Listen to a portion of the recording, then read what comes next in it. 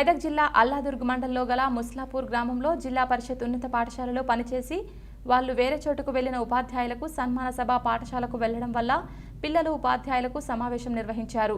వాళ్ళు చెప్పిన జ్ఞాపకాలను గుర్తు చేసుకుంటూ విద్యార్థులు మీరు లేని లోటు తీరని లోటు అని బాధాకరంగా ఉందని ఉపాధ్యాయులకు తెలియజేశారు. కానీ ఉపాధ్యాయుల బదిలీ తప్పదు, అందువల్ల బదిలీలు సహజమే. కావున ఇక్కడ వచ్చిన ఉపాధ్యాయులు కూడా మంచి ఉపాధ్యాయులు, వారు మీకు ఎప్పటికప్పుడు గంటాపదంగా చెప్తారని బదిలీ అయిన ఉపాధ్యాయులు విద్యార్థులకు చెప్పడం జరిగింది. ఈ కార్యక్రమంలో విద్యార్థులు బదిలీ అయిన ఉపాధ్యాయులకు బహుమతులు శాలువాతో సన్మానం చేయడం జరిగింది. పూర్వ విద్యార్థులు కూడా వచ్చి బదిలీపై వెళ్తున్న ఉపాధ్యాయులకు సన్మానం చేయడం జరిగింది.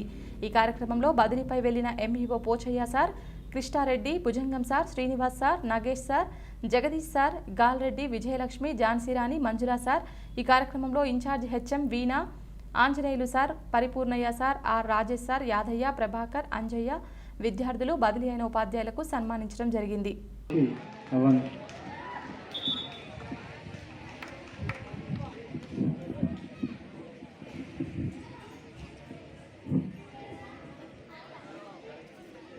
विद्यार्थिनी विद्यार्थी हो, आज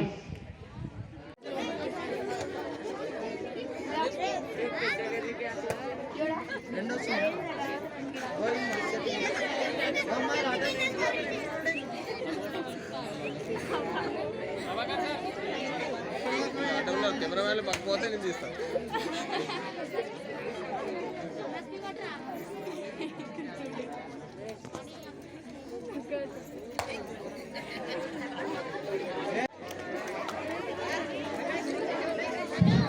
బహుమతి ప్రదానం చేసి వెళ్ళిన విద్యార్థులు కూడా కూర్చోవాలని కోరుతున్నాం.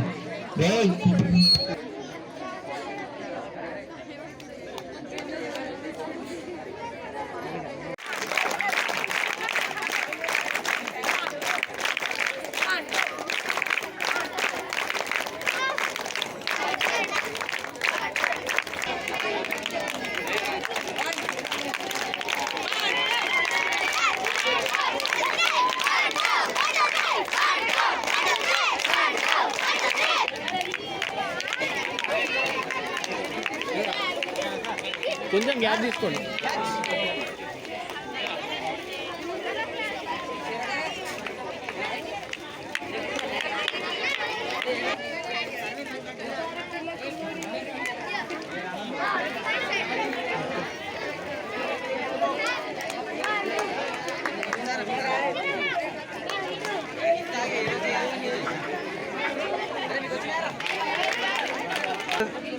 సార్ ఇక్కడ వెళ్ళండి.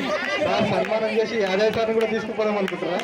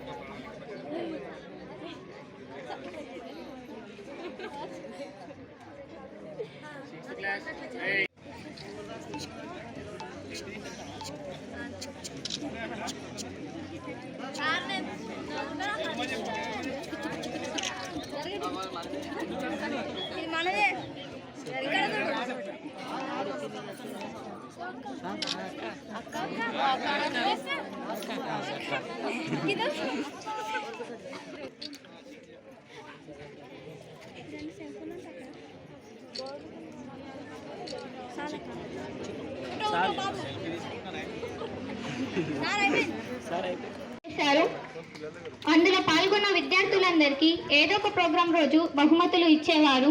అందువల్ల మిగిలిన విద్యార్థులు కూడా అందులో ఉత్సాహంగా పాల్గొనేవారు. Thank you sir. మాకు తెలుగు సబ్జెక్ట్ 6వ తరగతి నుండి 10వ తరగతి వరకు శ్రీనివాస్ సార్ మరియు భుజంగం సార్ గారు చెప్పారు. శ్రీనివాస్ సార్ పురాణ కథలైతే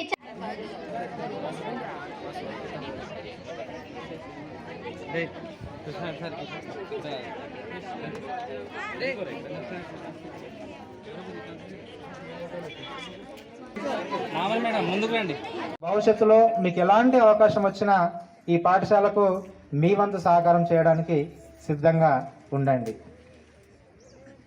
మా ఏరోనాటికల్ ఇంజనీర్ నరేష్ ఎలాంటి డబ్బు ఆశించకుండా ఉచితంగా మన పాఠశాలకు అనేక సేవలు అందించడు, మంచి సబ్జెక్టును అందించడు. నిజంగా ఈ సందర్భంగా మా నరేష్కి కూడా ప్రత్యేకమైనటువంటి కృతజ్ఞతలు. రాజు కుమార్ పత్రికా సోదరుడు, మన పాఠశాలకు సంబంధించిన ఏదైనా సమస్య, ఇతడు సమస్య మన పాఠశాలకు గాడు. చాలామంది విలేకరులు సమస్య అవుతూ ఉంటారు స్టాఫ్కు, ఏదో ఒక లోటు. దీనికి ఎందుకు చెప్తున్నా ఈ మాట, ఎందుకు రాజ్కుమార్ గురించి చెప్పాల్సి వచ్చిందంటే ఒక ఎగ్జాంపుల్ చెప్తాను మేడం. మేము ఆ స్కూల్కి వెళ్ళంగానే అక్కడ ఒక విలేకరు వచ్చిండు, మేము పోగానే మీటింగ్ పెట్టంగానే విలేకరు వస్తే ఆ విలేకరికి అక్కడ ఉన్న సమస్యలు చెప్తా ఉన్నాం. సమస్యలన్నీ విన్న తర్వాత ఒక మాట అన్నాడు ఆయన, సార్ ఇది నిజమే కానీ మీరు కూడా మీ సార్ కూడా క్లాస్ రూమ్లో కూర్చొని సెల్ ఫోన్లో గేమ్స్ ఆడుతుంటారు, అది జర బంద్ చేయండి అంటాడు.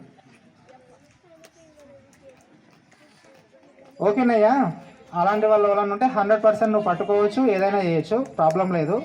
కానీ ఇప్పుడు విద్య అనేది డిజిటలైజేషన్, ఆన్లైన్ అయిపోయింది. ప్రతి విషయానికి ఫోన్ యూజ్ చేయాల్సిన అవసరం వస్తూ ఉంది. క్లాస్ రూమ్లో కూడా ఫోన్ యూజ్ చేసిన దాకా మనం టీచ్ చేయలేని పరిస్థితికి వచ్చింది. అలాంటి సిచ్యువేషన్లో ఉన్నాము. మరి నువ్వు విలేకరుగా ఏ సిచ్యువేషన్లో ఉన్నావో నాకైతే తెలియదు. నిజంగా గేమ్స్ ఆడితే నువ్వు వీడియో తీసి ఆ గేమ్స్ ఆడే టీచర్ను బ్రహ్మాండంగా పై స్థాయికి పంపించచ్చు అని చెప్పిన. మన రాజ్కుమార్ మనకు ఎప్పుడూ ప్రాబ్లమేటిక్ కాదు. పాఠశాల సమస్యని ఏదైనా బయటకు తీసుకెళ్ళమంటే మనకు సహకరించడానికి ఎల్లవేళ్ళ ఉపయోగపడతాడు. అతని సేవలు కూడా మనం బ్రహ్మాండంగా వినియోగించుకోవచ్చు. థ్యాంక్ యూ రాజు. అందరిది ఒక ప్రత్యేకంగా ఉంటుంది, కానీ ఈ ఊరు నుంచి ఇంకా పాఠశాల కాకుండా ఈ ఊరు నుంచి ఒక ప్రత్యేక అనుబంధం ఉంది నాకు ఈ ఊరు నుంచి. ఎందుకంటే అందరూ ఈ ఊర్లో వచ్చి పనిచేశారు, కానీ మొట్టమొదటిగా కళ్ళు తెరిచింది నేను ఈ ఊర్లోనే, నేను పుట్టింది ఈ ఊర్లోనే.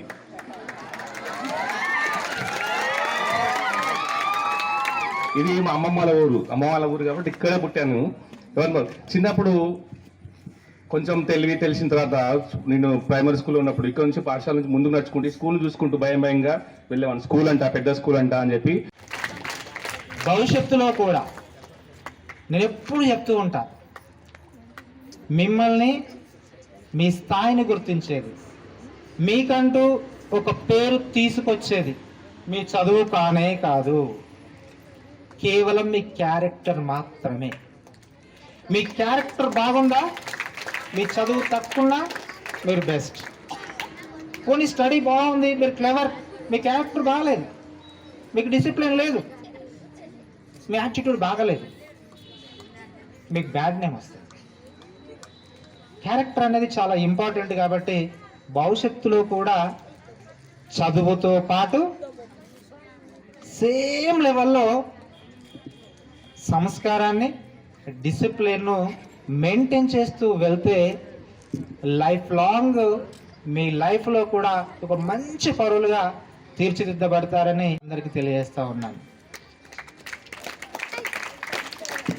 ఇంతవరకు పిల్లలందరూ చెప్తా ఉంటే, మా గురించి చెప్తా ఉంటే నిజంగా అనిపించేది, ఈ కొడుకులు ఎట్లా పోయిన తర్వాత ఇచ్చుకుంటారు, రోజు పుస్తకం సార్ కొడుతుండే మంచిగా పోయిండ్రా, ఇప్పుడు బేబీకి అయిపోయింది అనుకుంటారేమో అనుకున్నా.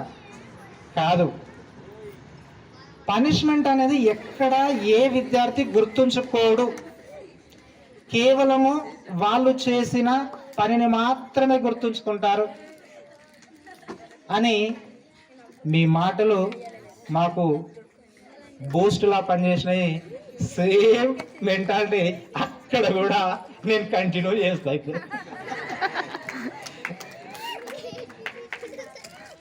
ఇక చాలామంది విద్యార్థులు, పూర్వ విద్యార్థులు కూడా ఇక్కడ వచ్చారు.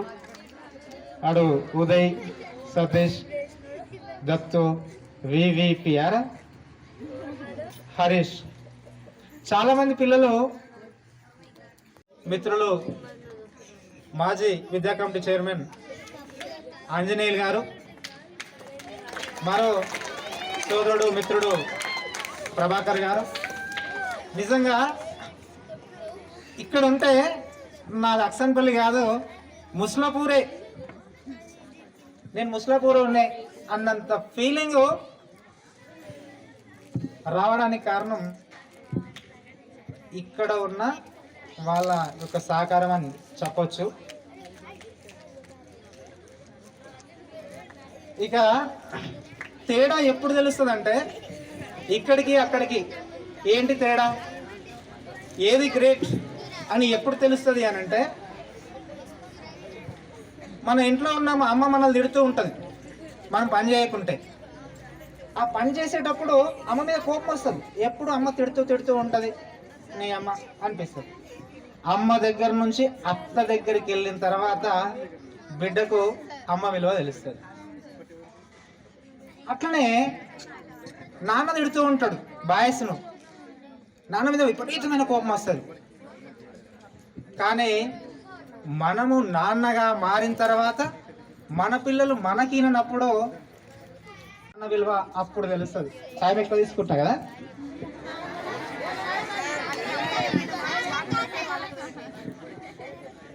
అప్పుడు తెలుస్తుంది. అంటే డిఫరెన్స్ గురించి ఎందుకు మాట్లాడినా అని అంటే, ఇక్కడ పిల్లలు మిమ్మల్ని నిజంగా బాగా కొట్టి ఉంటా, తిట్టి ఉంటా, ఇవన్నిటిలో ఉన్న డ్యూటీలో భాగమే. చిన్న తప్పు చేసిన కటింగ్ విషయం నుంచి డ్రెస్ దాకా బాగా స్ట్రిక్ట్ చేస్తుంది, కొట్టేటోడిని.